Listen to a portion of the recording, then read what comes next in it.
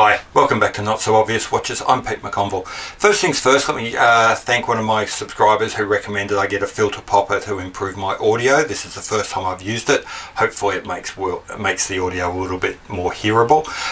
Secondly, today I'm going to do another vintage watch review. This time we're looking at the Alpina 4 from the early 1950s. Firstly, a little bit about the brand Alpina. Formed in 1883 as a union of a number of watch component manufacturers who came together to manufacture whole watches. The group eventually formed into a single company named after their movement provider, Alpina. They were always focused on quality, but most importantly, as a union, they were always focused on making good, solid, robust watches.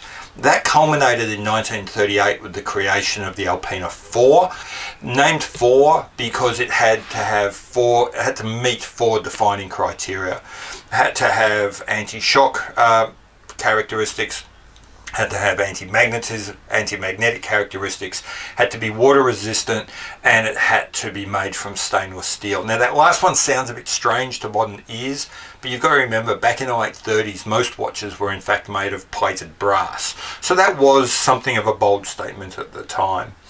Modern Alpina like to claim that by creating the Alpina 4 in 1938, Alpina effectively created what we would today call the modern sports watch. And there is some substance to that claim, and that claim does become quite interesting as we go further through this review. So keep that in mind as we go. Okay, so the model we're talking about is the Model 4. I have no idea what the reference number is. As is common with a lot of mid-century, mid-tier Swiss brands, it's tracking the reference numbers in the way that you might with a Rolex or Omega is very difficult, if not impossible. In terms of size and shape, it's your classic mid-century sports watch. Nice and round, just a nice simple round case, not a lot of beveling or chamfering on any of the surfaces. A little bit of curve to the lugs, but not too much. Some nice applied indices, very simple clear Arabics at the 9, 12 and 3, small seconds hand down at the 6, a bit of doming on the crystal which adds some character to the watch, but that's really about it. In terms of wearability, it's a small watch, but not unwearably small, particularly as fashion is taking watches smaller now. 30mm across, 42mm lug to lug and 10.2mm thick. 2 years ago I would have said that was too small and I wouldn't have worn it. These days I actually find it's quite in fashion, and I have no problems wearing it, no problems feeling that it's too small on my 19cm wrist. Materials, as it says in the name, it's made from stainless steel, but just a plexiglass crystal. Plexiglass will scratch up pretty badly. On the other hand, it will cost you $50 to replace every now and then, so no big deal there. The movement's more interesting. This is an Alpina in-house caliber. It's the Alpina 592 manual wind. The internet seems to vary a little bit on whether this is a 42 or 45 hour power reserve. Either way, it's actually pretty good considering the year. At the time, it was well known as a solid and reliable movement, and that continues to be the case today. And my little bit of research on the internet seems to indicate that it's still quite serviceable, even now, 70 years later. Let's talk about the mandatory watch stuff. In terms of usability, it tells the time well, and it's accurate. It's quite legible, the hands are nicely marked out, the indices are easily seen. The doming of the crystal does give you a little bit of off-axis distortion, which makes it harder to tell the time, but hey, this is a 70-year-old watch. I think you enjoy the distortion more than complain about the legibility loss. In terms of controls, this is where you see the quality that's inherent in the Alpina shining through.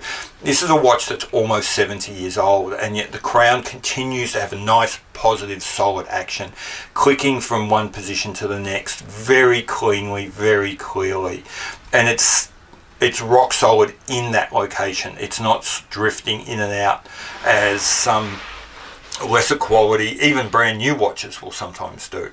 The winding action is exemplary. It's nice and easy to wind, and there's, yeah, all in all, every time I use this watch, I'm amazed at the quality of the movement. Okay, in terms of robustness, the It tells me that it's going to have shock resistance and anti-magnetism. It tells me it's going to be water resistant, and I know it's made of steel. So all of those things tell me that this is a watch that doesn't need to be babied enormously. On the other hand, it is 70 years old. So the truth is, I don't baby this, but I am careful with it. I tend not to take it with me when I'm traveling, but around town I will wear it whenever and wherever I want.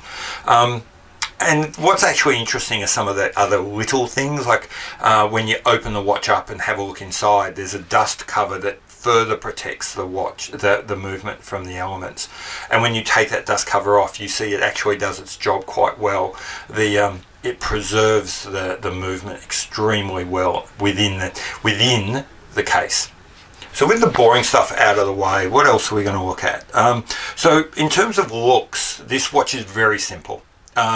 There's nothing offensive about it. The patinaing that's starting to come through gives it a really cool look.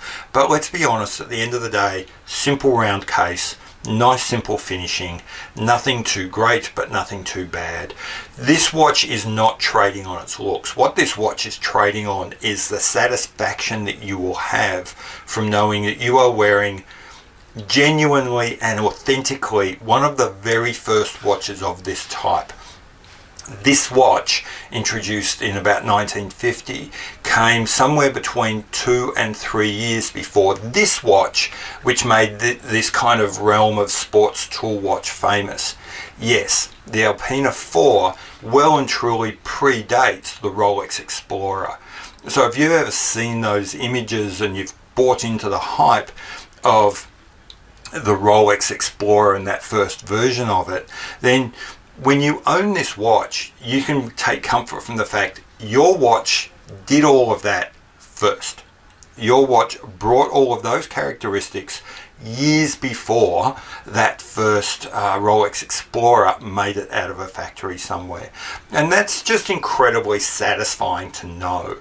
In terms of messaging, this watch is absolutely silent. It's so small and it's so discreet and it's so simple that it really doesn't say anything much to anyone other than you.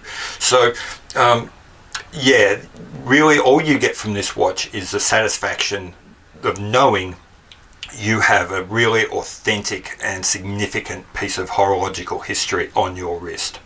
And with all that history behind you, the price of admission becomes shockingly low. You can buy one of these watches from Chrono24 for between $200 and $600 US, and that gives you not only an in-house movement, a genuine in-house Swiss movement, but also a watch with genuine horological significance and incredibly uncommon. And I think for the price, that's simply amazing. Maintenance is probably not going to be that difficult. It is an in-house movement from a more obscure brand, so that just sends the alarm bells ringing. However, it does seem to be a very solid movement. I've got 3 watches with movements of this family in them, and I've had no problems ever. And looking around the net, they do seem quite serviceable. There seems to be a number of people who talk about having these things serviced and repaired. Finding one is both straightforward but also tricky. There are a number. On any given day, there might be somewhere between 10 and 20 of these watches available between Chrono24 and eBay. But in essence, there's your problem.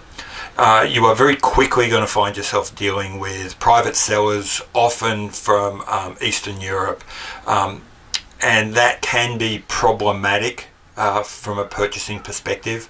So whilst these watches are available, you do need to be very careful about when you buy them and where you buy them. There's a lot of people who give advice on how to buy vintage watches, ask lots of questions, get pictures of the movement, etc., etc. I would suggest you do your research before you try and pull the trigger on one of these watches. And so what's the verdict? Swipe left on this or swipe right? Now for me, this is a hard swipe right if you can find one. Basically, on one hand, you're getting a typical mid-century design that's got not much going for it. On the other hand, you're getting a watch of genuine significance, of genuine importance in the world of Swiss watchmaking. This is a watch that's got it's really authentic. It's very satisfying to own and to wear. And for that, the price is unbelievably low. This is a watch that can hold its head high with any other watch of its kind of genre, of that type, of that era, and you can pick it up for between $200 and $600 US. I actually have to consistently pull myself back from buying more of these, and I would recommend them to anyone who is interested in getting into the world of vintage watch collecting. They're an excellent watch to start off with, and you can pick up a piece of genuine history for a small fraction of the price of much better known brands. So anyway, that's it for me. I've really enjoyed doing this video. I love my little Alpinas. I love my vintage Alpinas, and putting this together gave me time to sort of revel in that a little bit. I hope you enjoyed it.